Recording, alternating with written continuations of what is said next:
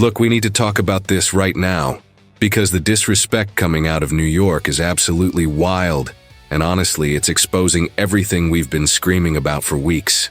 WU fans Sean Marash actually sat there on air and tried to claim that Jackson Dart is somehow in the same stratosphere as our franchise quarterback Jalen Hurts. And let me tell you something. This is the kind of delusional garbage that happens when a struggling Giants team gets one good game against us, and suddenly they think they've figured out the formula. But here's the thing, and this is what should have every single Eagles fan fired up right now, because buried in all that New York nonsense is a cold, hard truth that we can't ignore anymore, and it's time we face it head on. First, let's get one thing absolutely crystal clear, because this needs to be said loud enough for everyone in that New York media circus to hear it. Jalen Hurts is a Super Bowl MVP caliber quarterback who has taken this franchise to heights we haven't seen in years. He's led us to a Super Bowl appearance, he's shown up in the biggest moments, and he's proven time and time again that he's got that championship DNA that you simply cannot teach. The idea that Jackson Dart, who has started 3 games and already took an L against the Saints, is somehow comparable is laugh-out-loud ridiculous. Dart had one good game against a banged-up Eagles secondary, and suddenly, the New York media acts like they found the next Joe Montana. Give me a break. This is the same franchise that has been cycling through quarterbacks like they're trying on shoes at a department store, and now they want us to believe they've cracked the code. Not happening. But here's where we need to pump the brakes on our own defensive posturing for just a second, because Marash said something that should make every Eagles fan pause and really think about what's been happening over these last couple weeks.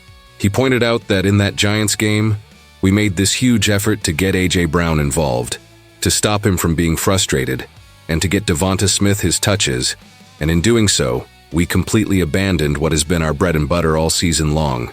We stopped feeding Saquon Barkley the rock. The man who has been absolutely eating defenses alive barely got any carries in the second half against New York. And that's not just bad play calling, that's abandoning your identity at the worst possible time. This is the frustrating part that has the entire Birds fan base pulling their hair out, because we all saw it happening in real time. Now let's be real with ourselves for a minute, because accountability matters, and if we're going to build something special, we need to look at this situation with clear eyes. Jalen Hurts absolutely deserves some of the criticism that's coming his way. He's missed wide-open shots to AJ and Smitty downfield in back-to-back games. And we're not talking about difficult throws. We're talking about opportunities that could have completely changed the trajectory of those losses. Those are touchdowns that an MVP-caliber quarterback needs to connect on, especially when you've got receivers of that caliber getting separation. Hurts knows it, we know it, and you better believe the coaching staff knows it. But the difference between constructive criticism from Eagles fans who want to see their team succeed and the garbage takes from New York media is that we understand context and we see the bigger picture here. The elephant in the room that nobody wants to fully address is Kevin Patullo and his play-calling decisions over these last 2 games. This is where the real problem lives and breathes, folks. Patullo has consistently made the baffling decision to move away from the run game with Saquon Barkley, who has been an absolute monster for us this season. We brought Saquon in to be that bell cow, back to establish the run, to control the clock, to wear down defenses, and open up play-action opportunities for Hurts to make those explosive plays downfield. Instead, what are we seeing? We're seeing Patullo get away from what's working. We're seeing him try to outsmart defenses by becoming pass-heavy, and we're watching our identity slip through our fingers like sand. This isn't just about one game. This is a pattern that's developing, and it needs to be corrected immediately before this thing spirals further.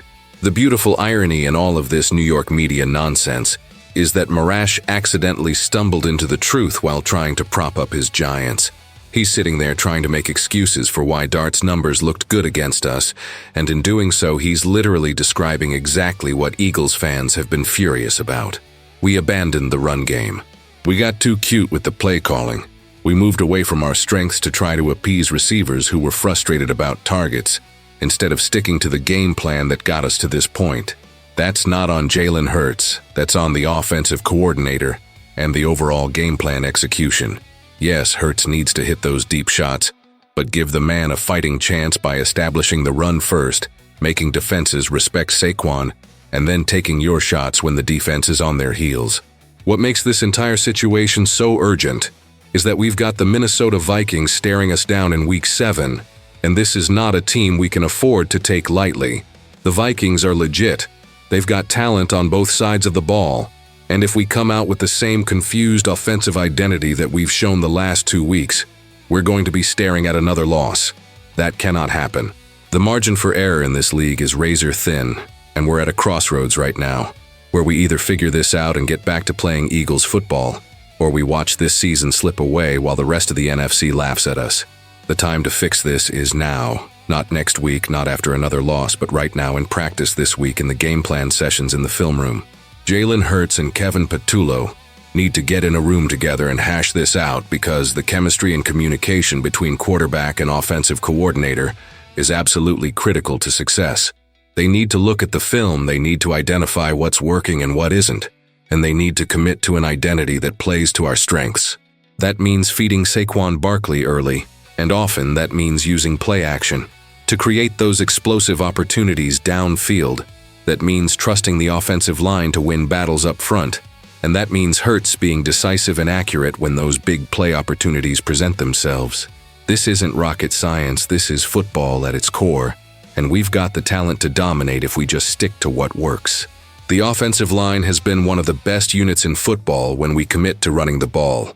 Lane Johnson, Landon Dickerson, and company are maulers who can create running lanes all day long, but they need the play calling to support that. Saquon Barkley is showing exactly why we went out and got him. He's explosive, he's patient, he can break tackles, and he can take it to the house on any given play. A.J. Brown and Devonta Smith are two of the most talented receivers in the entire NFL, and they're going to get their opportunities within the flow of the offense when we establish the run. This is the formula that works. This is the identity that wins championships, and we need to get back to it immediately. Here's what should have every Eagles fan excited. Despite these last 2 frustrating losses, we have all the pieces in place to be absolutely dominant. We've got a franchise quarterback in Jalen Hurts who has proven he can lead this team to the promised land. We've got an elite running back in Saquon who can take over games. We've got 2 number 1 receivers in AJ and Smitty who can beat anyone. We've got a defense that when healthy is absolutely nasty. The talent is there, the pieces are in place, and the path forward is clear. We just need to execute. We need to trust the process, and we need to get back to playing physical smash-mouth Eagles football that makes defenses quit in the 4th quarter. So let the New York media have their fun. Let them crown Jackson Dart as the second coming. Let them talk their trash after 1 win against us. Because at the end of the day, they're still the Giants. They're still going to Giants their way through this season. And when the dust settles, they'll be watching us in the playoffs while they're planning their next quarterback change. But we can't just laugh off their criticisms when they accidentally stumble into valid points about our own issues. We need to take that constructive criticism, we need to fix what's broken, and we need to show up against Minnesota with a renewed focus and commitment to our identity. The urgency cannot be overstated here, folks. Every game matters, every week counts, and we're not in a position where we can afford to waste games trying to figure out who we are. We know who we are. We're a physical run-first team that establishes dominance up front and takes shots when defenses overcommit. We're a team with a quarterback who can make every throw and run over defenders when needed. We're a team with playmakers all over the field who can score from anywhere. We just need to trust that identity, stop overthinking it, and let our talent take over. The Vikings game is a must-win, not because our season is on the line, but because we need to prove to ourselves that we can execute when it matters and get back on track. Make sure you hit that subscribe button if you want more real talk about the Birds. Smash that like button if you're ready to see this offense get back to dominating, and let me know in the comments what you think is the bigger issue right now. Is it A, Jalen Hurts needs to be more accurate on those deep shots, or B, Kevin Patullo needs to commit to the run game with Saquon? Drop your answer below, let's get this conversation going because we've got work to do before Sunday. Go Birds!